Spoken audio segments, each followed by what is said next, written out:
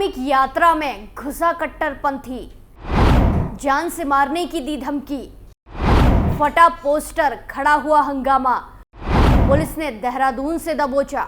नमस्कार, capital TV में आपका स्वागत है और मैं आपके साथ प्रिया बिस्ट। अब वक्त हो चला है ऐसे मुद्दों पर विस्तार से बात करने का जो जनता, राज्य, देश और पूरी दुनिया पर असर डालते हैं। कहते हैं ना, कुछ लोग अपनी हरकतों से बाज नहीं आते। ऐसा ही हाल है कुछ कट्टरपंथियों का, जो अनाप शनाप हरकत करने से बिल्कुल भी नहीं कतराते और फिर मुसीबत में पड़ जाते हैं, लेकिन फिर भी सुधरने का नाम नहीं लेते। ऐसा ही एक मामला देवभूमि में भी देखने को मिला है, जहां उत्तराखंड की राजधानी देहरादून में तब विवाद खड़ा हो गया जब संत रविदास की शोभा यात्रा के दौरान आजम खान नाम के युवक ने भगवान राम का बैनर फाड़ दिया। आजम खान हिंदू बनकर शोभा यात्रा में शामिल हुआ और अपनी घिनौनी करतूत को अंजाम दिया, जिसके बाद पुलिस ने उसकी हेकड़ी निकाल दी। तो आज आजम खान की इसी घिनौनी करतूत पर विस्तार से बात करते हैं और जानते हैं क्या है पूरा मामला।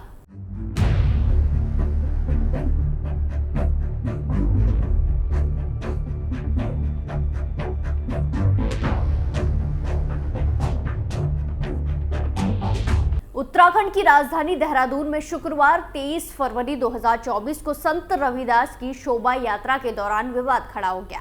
ये विवाद आजम खान नाम के युवक द्वारा भगवान राम के बैनर को फाड़ने के चलते हुआ। बताया जा रहा है कि आजम खान हिंदू बनकर शोभा यात्रा में शामिल हुआ था।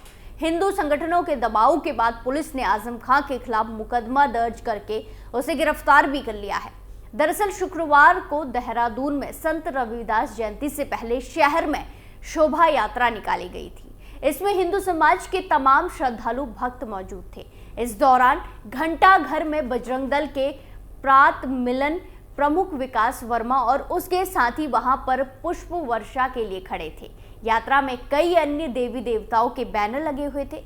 इसमें राम मंदिर से जुड़ा एक पोस्टर भी लगा हुआ था, जिसमें श्री राम की तस्वीर थी।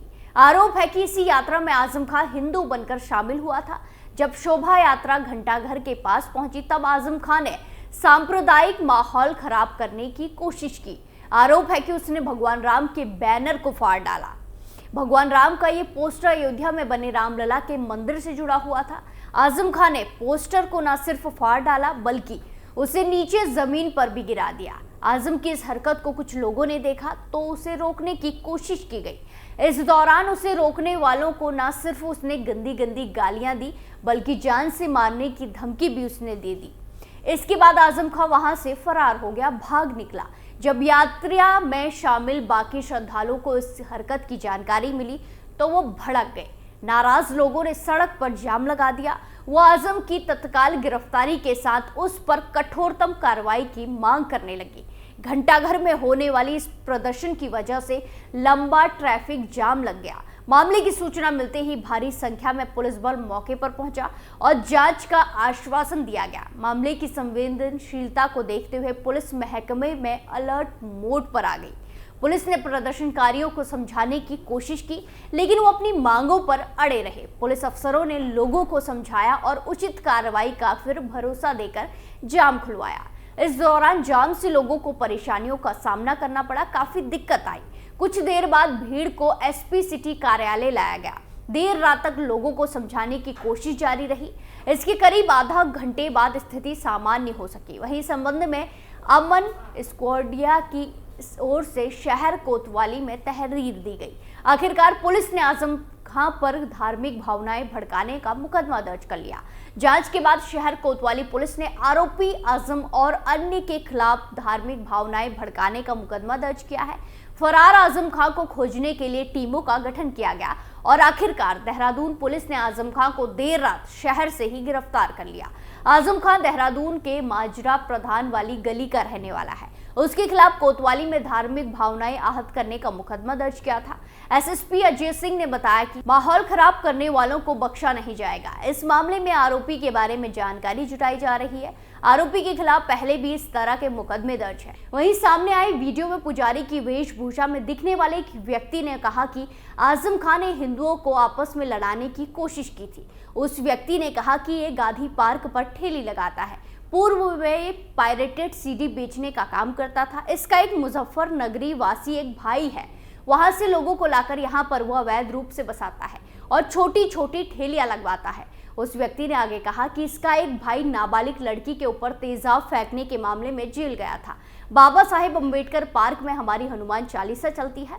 उस हनुमान चालीसा को लेकर आजम ने अपने फेसबुक पोस्ट में आपत्तिजनक शब्द लिखे थे। इसने हनुमान चालीसा को अराजक और घिनौना बताया था। वो हमेशा ऐसा करता है, लेकिन पुलिस से हमेशा बच जाता है। वहीं इस पूरे मामले में शहर कोतवाली केसी भट्ट ने बताया कि आजम खां का आपराधिक रिकॉर्ड चेक किया गया है तो पता चला कि उसके खिलाफ साल 2019 में भी धार्मिक भावनाएं भड़काने की 3 मुकदमे दर्ज हैं। इसके अलावा भी आरोपी के आपराधिक रिकॉर्ड की जांच की जा रही है। जांच के बाद आरोपी के खिलाफ कड़ी से कड़ी कार्रवाई की जाएगी।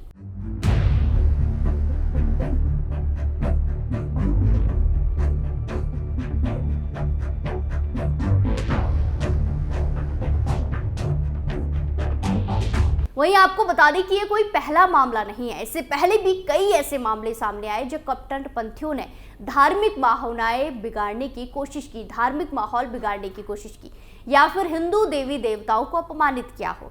इसी तरह 22 जनवरी को जब अयोध्या में प्रभु श्री राम की प्राण प्रतिष्ठा होनी थी, उससे पहले और बाद में भी कई दिनों तक इन कट्टरपंथियों ने तांडव मचाया, हिंसा की, हिंदुओं को निशाना बनाया। एक तरफ पूरा देश प्रभु श्री राम की गूंज में मगन रहा तो वहीं कुछ लोगों ऐसे भी थे जो देश में रहकर देश का खाकर अपना रंग दिखा रहे थे और वो राम मंदिर के उभरते स्वरूप से जल रहे थे। रामलला की प्राण प्रतिष्ठा को लेकर कट्टरपंथियों के सीने में आग लगी थी।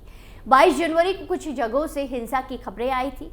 कहीं बताया गया कि मुस्लिम भीड़ ने छतों से पत्थरबाजी की तो कहीं पर चलती सड़क पर हिंदुओं को निशाना बनाया, उनकी गाड़ियों को निशाना बनाया। एक जगह तो तिलमिलाहट में इस्लामी कट्टरपंथी ने अयोध्या के राम मंदिर को ही उड़ा डालने की धमकी दी थी। जहां गुजरात के महसाना में प्राण प्रतिष्ठा से पहले निकाली गई शोभा यात्रा पर छतों से पत्थरबाजी हुई। पुलिस को स्थिति काबू करने के लिए आंसू गैस के गोले छोड़ने पड़े। इलाके में पुलिस बल तैनात रहा और पत्थरबाजों पर कार्रवाई करते हुए 15 लोगों को गिरफ्तार भी किया था। इनमें कुछ महिलाएं भी शामिल थी। इसी तरह मुंबई के मीरा रोड में भी सनातन यात्रा पर भीड़ ने हमला किया था। ये भीड़ इस्लामी कट्टरपंथियों की थी। मीरा रोड में इस्लामी कट्टरपंथियों ने यात्रा निकाल रहे हिंदुओं पर लोहे की रॉड और हथियारों से हमला किया था। झारखंड के गिरिडीह में तनाव की 3 घटनाएं सामने आई थी। इसमें कई लोग घायल हुए। पहली घटना शहर के लाइन मस्जिद के पास हुई और दूसरी घटना पूर्णा नगर में हुई जो मुफस्सिल थाना क्षेत्र के अंतर्गत आता है। वहीं आपको बता दें कि झारखंड के लोहरदगा में भी तनाव की खबरें आई थी। मंदिर में गाना बजाने के दौरान दोनों पक्षों के लोग आपस में आमने सामने हो गए और लाठी डंडे के साथ भीड़ ने मंदिर को घेर लिया। वहीं धनबाद के टुंडी के साथ साथ 2 जगहों पर भी बवाल हुआ। जहां धनबाद के टुंडी थाना इलाके में कदैया में रविवार को तनाव हुआ था। जुलूस निकालने के दौरान दूसरे पक्ष के कई घरों से लोग बाहर निकल आए। फिर दोनों पक्षों के बीच बहस होते होते मारपीट शुरू हो गई थी। वहीं रविवार 21 जनवरी 2024 को कदैया में धार्मिक झंडा लगाने को लेकर 2 पक्षों में भिड़ंत हुई जिसमें कई लोग जख्मी हो गए थे। वहीं झारखंड के साथ साथ कई और राज्यों से भी हिंदू और राम नाम से नफरत करने वालों की घिनौनी करतूतें सामने आई। गाजियाबाद, दिल्ली की जामिया मिलिया इस्लामिया, राजस्थान, बिहार और गुजरात से कट्टरपंथियों की गंदी हरकतें सामने आई। जहां दिल्ली से सटे जिला गाजियाबाद में एक व्यक्ति ने अपने कुत्ते के गले में भगवान राम के नाम का पट्टा डाला और उसे पूरे मोहल्ले में घुमाया। इस घटना पर स्थानीय लोगों ने तीखा विरोध किया तो पुलिस हरकत पे आई। पुलिस ने शादाब नाम के युवक को गिरफ्तार किया। वहीं बिहार के दरभंगा में राम लला की शोभा यात्रा पर पथराव किया गया था। इसी के साथ दिल्ली की जामिया मिलिया इस्लामिया में बाबरी मस्जिद के समर्थन में नारे लगाए गए। इस घटना के बाद यूनिवर्सिटी के बाहर पुलिस कर्मियों की तैनाती की गई थी। रिपोर्ट में यूनिवर्सिटी प्रशासन के एक अधिकारी के हवाले से बताया गया कि नारेबाजी में कुछ ही छात्र शामिल थे। इन्होंने स्ट्राइक फॉर बाबरी जैसे नारे लगाए थे। गुजरात के वडोदरा में भी शोभा यात्रा निकाल रही टोली पर पत्थरों से हमला किया गया। स्पेशल स्टोरी में फिलहाल के लिए इतना ही। बाकी तमाम खबरों के लिए देखते रहिए कैपिटल टीवी उत्तर प्रदेश। नमस्कार।